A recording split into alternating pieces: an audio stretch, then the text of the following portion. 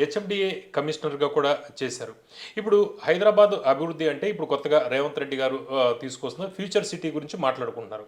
నేను మిమ్మల్ని ఈ ప్రశ్న ఎందుకు అడుగుతున్నా అంటే హెచ్ఎండిఏ కమిషనర్గా ఉన్నారు కాబట్టి హైదరాబాద్ గురించి హెచ్ఎండిఏ పరిధిలో ఉన్న ప్రాంతాల గురించి మీకు పూర్తి అవగాహన ఉంటుంది. ఇప్పుడు ఫ్యూచర్ సిటీ అనేది హైదరాబాద్ అభివృద్ధి గురించి కనిపిస్తుందా? లేకపోతే ఇది పెట్టుబడిదారుల కోసం జరుగుతుందని మీరు భావిస్తున్నారా? ఇప్పుడు హైదరాబాద్ అనేది ఆల్రెడీ కంజెస్టెడ్ అయిపోయింది, ఓవర్ కంజెస్టెడ్. మనం చూస్తూ ఉన్నాం ట్రాఫిక్ ప్రాబ్లమ్స్ ఏం జరుగుతున్నాయి ఎట్లాంటిది. సో ఇట్లాంటి సమయంలో ఇంకో కొత్త సిటీకి వెళ్ళడం మంచిదే, మంచి పరిణామమే. ఒక మంచి ఇప్పుడు ఉన్నటువంటి మోడర్న్ ఇన్ఫ్రాస్ట్రక్చర్తో ఉపయోగించుకొని మనం మంచి ప్లానింగ్ చేసుకొని డెవలప్ చేసుకుంటే బాగానే ఉంటుంది. ఒకప్పుడు సైబరాబాద్ ఇక్కడ స్టార్ట్ అయినప్పుడు 2000లో సైబరాబాద్ ఇక్కడ అవసరమా అనుకున్నారు. బట్ ఇవాళ సైబరాబాద్ ఎంత కంజెస్టెడ్ అయిందో మనందరికీ తెలుసు.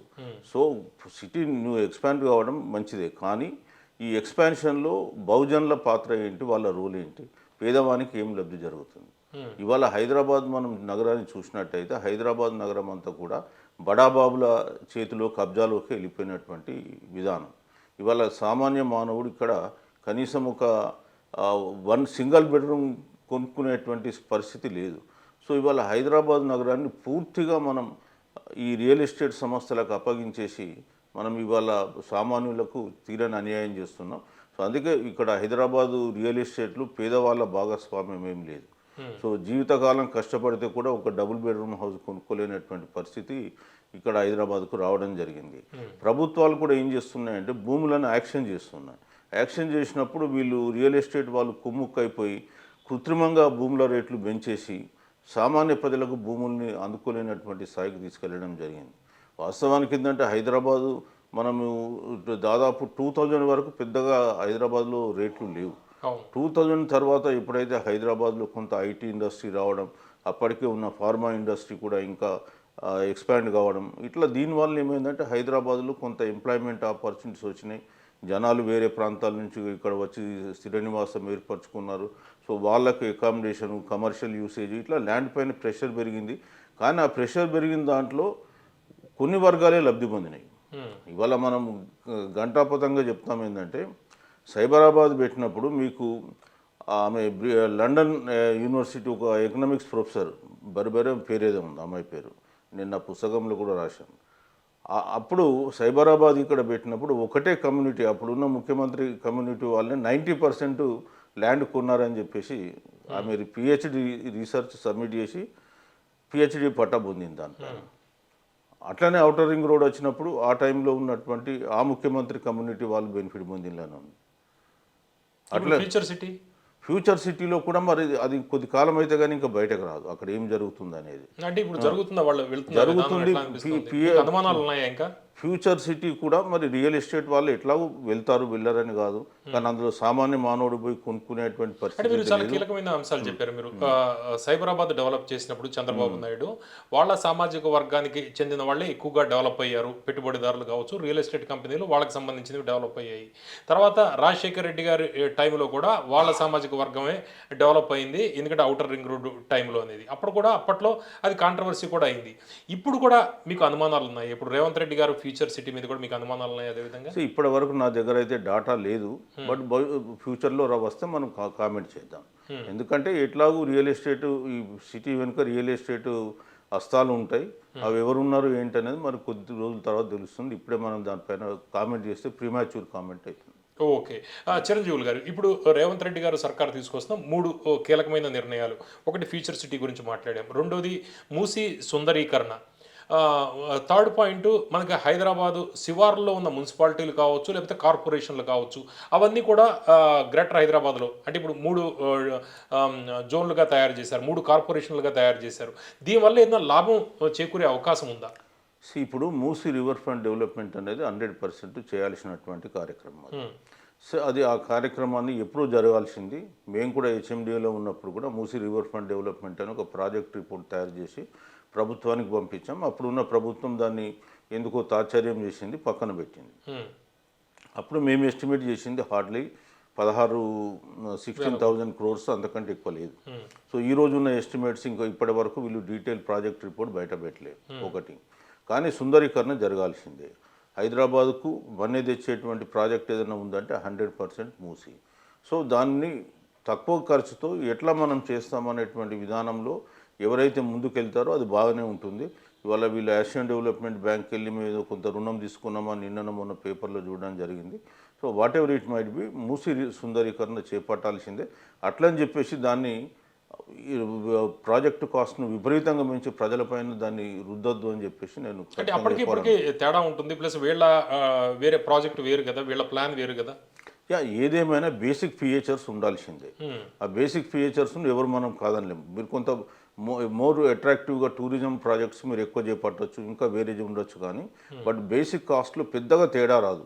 అంటే అందులో అప్పుడు 16,000 అనుకుంటే ఇప్పుడు ఇంకో 16,000 పెరిగింది అనుకుందాం, కానీ దాన్ని తీసి లక్షల కోట్లకు పెంచడం అనేది కరెక్ట్ కాదు.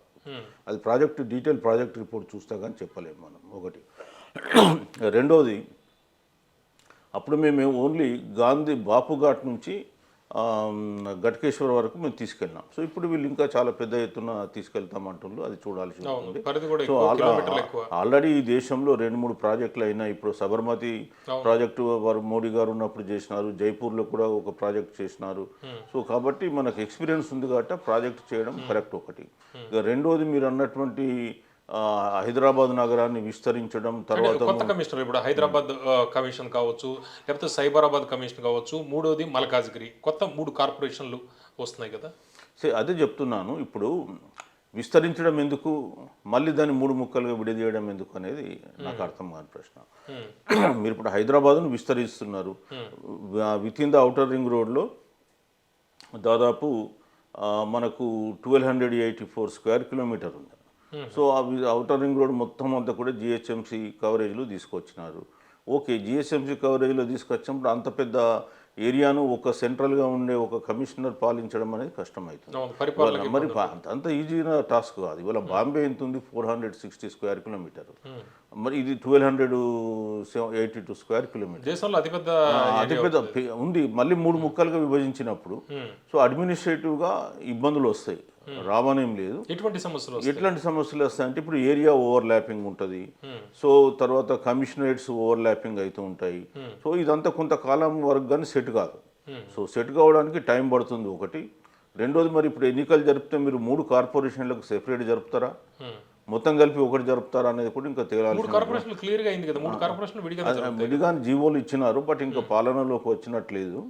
సో అది మరి 3కి జరుపుతామని చెప్తారా, ఎట్లా జరుపుతారు అనేది నాకు కూడా ఇంకా క్లారిటీ లేదు. అది ఒకసారి జీవోలు వస్తే స్టడీ చేసినాక కామెంట్. అంటే ఎవరికి ప్రయోజనం చేకూరే అవకాశం ఉంది ఇలా కార్పొరేషన్లు 3 కార్పొరేషన్లు చేయడం వల్ల? నిజంగా ప్రయోజనం ఉందా? ఇది పాలకులుగా లేకపోతే పొలిటికల్గా వాళ్ళకి లాభం చేకూరడానికి పబ్లిక్ ఏదైనా లాభం ఉందా? లేదు, ఇప్పుడు 3 కార్పొరేషన్లుగా చేస్తే 300 డివిజన్లు వాళ్ళు చేయరు నాకు తెలిసి. సో 300 డివిజన్లు ఇప్పుడు ఆల్రెడీ చేశారు. గతంలో 150 300 డివిజన్లు చేశారు. మరి 100 డివిజన్లకు ఒక కార్పొరేషన్ చేస్తారా ఏదో చూడాల్సిన అంశం ఒకటి. అడ్మినిస్ట్రేటివ్గా ఏంటంటే డీసెంట్రలైజేషన్ అనేది కొంత అవసరమే. ఇప్పుడు ఏమైతుంది, ఒకటే కమిషనరేట్ అయితే సెంట్రలైజ్ అవుతుంది. సో కొంత డీసెంట్రలైజ్ ఉంటుంది, కొంత ప్రజలకు కూడా కన్వీనియంట్గా సౌకర్యాలు కూడా దొరికే అవకాశం ఉంటుంది. కాకపోతే ఇది చేసినంత మాత్రాన హైదరాబాద్ ఏదో ఒక్కసారిగా ఆకాశాన్ని అంటే ధరలు పెరుగుతాయి లేదా రియల్ ఎస్టేట్ పెరుగుద్ది అనుకుంటే పొరపాటే. ఇదంతా కూడా ఏంటంటే గ్రోత్ అనేది న్యాచురల్గా ఉంటుంది. మనం ఎంత ఆర్టిఫిషియల్గా తీసుకొస్తే మళ్ళీ అంత స్పీడ్గా అది పడిపోవడం జరుగుతుంది. కాబట్టి కాలమే ఒకటి సమాధానం చెప్తుంది. కానీ ఇప్పుడు దీనివల్ల ఏంటంటే వాళ్ళ అంబిషన్ ఏదైతే ఉందో Hyderabad with in the ring రోడ్లో అతిపెద్ద నగరం అని చెప్పేసి అనుకోవాలనుకునేటువంటి దేశంలో అతిపెద్ద నగరం అని చూపించుకోవడానికి పనికి వస్తుంది. కానీ బట్ నిజంగా సేవ చేయాలనుకున్నప్పుడు ప్రజలకు ఇబ్బంది అవుతుంది. ఆల్రెడీ జిహెచ్ఎంసీ పెద్దగా ఉండి ఇప్పుడు ఆల్రెడీ 640 స్క్వేర్ కిలోమీటర్, మనం ఇంచుమించు కౌలాలంపూర్ మలేషియా అంతా ఉన్నాం హైదరాబాద్ నగరం ఆల్రెడీ. ఇంకా దాన్ని మొత్తం కలిపితే మాత్రం ఇంకా అడ్మినిస్ట్రేటివ్ కన్వీనియన్స్ చాలా దెబ్బతింటుంది, ఇబ్బంది పడతాం. కాబట్టి డివిజన్స్ చేయడం మంచిదే, బట్ అది స్మూత్గా అది ట్రాన్సిషన్ అయితే బాగుంటుంది అని. అంటే ఈ మున్సిపాలిటీలని ఈ కార్పొరేషన్లో విలీనం చేయడం, అవి అప్గ్రేడ్ అయ్యి మున్సిపల్ కార్పొరేషన్ అవ్వడం మున్సిపాలిటీలు, దానివల్ల పబ్లిక్కి భారం పడే అవకాశం ఉందా, లేకపోతే మెరుగైన సేవలు వచ్చే అవకాశం? రెండు ఉన్నాయి. మీకు ఇక్కడ భారం పడే అవకాశం ఉంది, ఎందుకంటే నేచురల్గా ప్రాపర్టీ ట్యాక్స్లు ఇవన్నీ పెరగడం జరుగుతుంది. సర్వీసెస్ కూడా డెఫినెట్గా పెరుగుతాయి, ఎందుకంటే ఒక సర్పంచ్ పాలించిన దానికి ఒక మేయర్ పాలించిన దానికి తేడా ఉంటుంది. ఇంతకుముందు ఒక పంచాయతీ సెక్రటరీ లేకపోతే అక్కడ ఒక చిన్న మున్సిపల్ కమిషనర్కు ఇక్కడ ఒక ఐఏఎస్ ఆఫీసర్స్ ఉండేదానికి చాలా తేడా ఉంటుంది. సో సర్వీస్ డెలివరీ కొంత ఎఫెక్టివ్గా ఉంటుంది, కొన్ని ఎక్కువ ఫెసిలిటీస్ వాళ్ళకు వస్తాయి. అదే టైంలో ఎక్కువ ట్యాక్సెస్ కూడా వాళ్ళ పైన పడడం జరుగుతుంది. సో ప్రభుత్వం ఏంటంటే ఆ ట్యాక్స్ బర్డెన్ కొంత వాళ్ళ మీద తగ్గిస్తే అది కొంత ఉపయోగంగా ఉంటుంది. ఓకే.